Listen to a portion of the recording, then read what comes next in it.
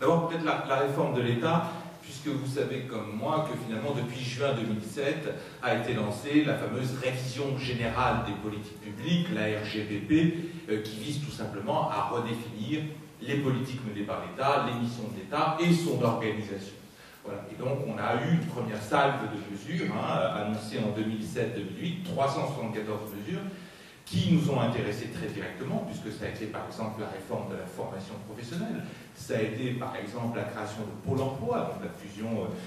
RNPE-ACDIC, ça a été également la réforme de la carte judiciaire, l'implantation des tribunaux, mais également le désengagement du ministère de la Justice sur tout ce qui est mesures jeunes majeurs, par exemple, qui a impacté un certain nombre d'associations qui accompagnaient ce type de public. Ça a également été, par exemple, des choses en matière de logement, en vue de recentrer le logement social sur des publics jugés plus prioritaires, par exemple. C'est aussi la réinterrogation actuelle sur la politique de la ville, savoir si on concentre encore plus les crédits sur la politique de la ville, sur quelques quartiers, plutôt que sur un nombre plus conséquent comme aujourd'hui. Voilà, donc on a eu une première salve de mesures qui ont quand même déjà eu des impacts pour les assurances de solidarité. Vous avez vu qu'en juin dernier, 150 nouvelles mesures ont été annoncées par le gouvernement, dont certaines nous concernent très directement, par exemple la rationalisation des crédits des centres d'accueil pour demandeurs d'asile, des CADA par exemple, la rationalisation de l'aide juridictionnelle. Voilà, donc on a eu un certain nombre de mesures. Donc la réforme de l'État est certes plus avancée que celle des collectivités territoriales, mais elle n'est pas arrivée à son terme, puisqu'on a à nouveau de nouvelles mesures qui ont été annoncées et qui vont devoir se mettre en œuvre progressivement. Et puis parallèlement, le gouvernement a indiqué qu'il souhaitait maîtriser de manière accrue la dépense de l'État et celle des organismes d'assurance maladie. Donc vous avez vu comme moi, finalement, les annonces qui ont été faites et qui maintenant se traduisent dans le projet de loi de finances pour 2011, qui est rendu public depuis quelques semaines, d'une maîtrise plus forte de la dépense de l'État, puisque la dépense de l'État est gelée en valeur sur les 3 prochaines années, hors pension des fonctionnaires et hors charge de la dette. Donc ça montre bien là une volonté de réduire, enfin en tout cas de maîtriser la dépense, alors qu'on aurait pu croire que le plan de relance qui avait été annoncé, voire le grand emprunt qui va devoir maintenant se mettre en œuvre progressivement, avait ouvert les vannes. Or, en réalité, si on fait abstraction du plan de relance et du grand emprunt, on s'aperçoit que les dépenses courantes de l'État, elles sont extrêmement contraintes. C'est-à-dire, ne pas avoir de progression en valeur des dépenses de l'État sur les 3 prochaines années, c'est un effort conséquent qui est à mener, sachant que dans le même temps, le gouvernement annonce des priorités dans certains champs, donc ce qui veut dire que certains crédits, eux, vont baisser.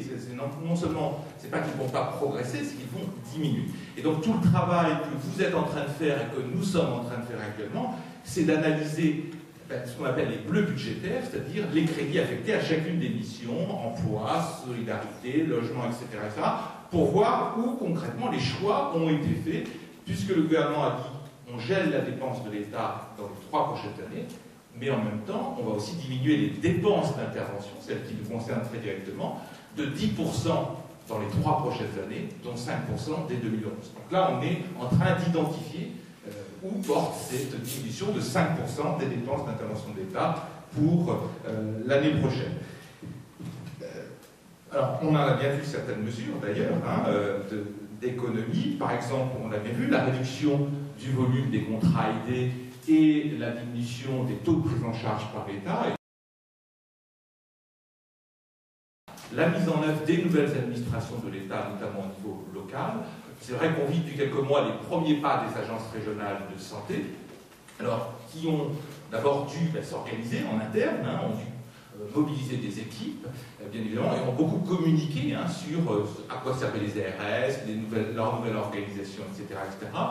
On a bien vu le second pas des ARS qui a été l'installation des conférences régionales de la santé et de l'autonomie, avec tout ce débat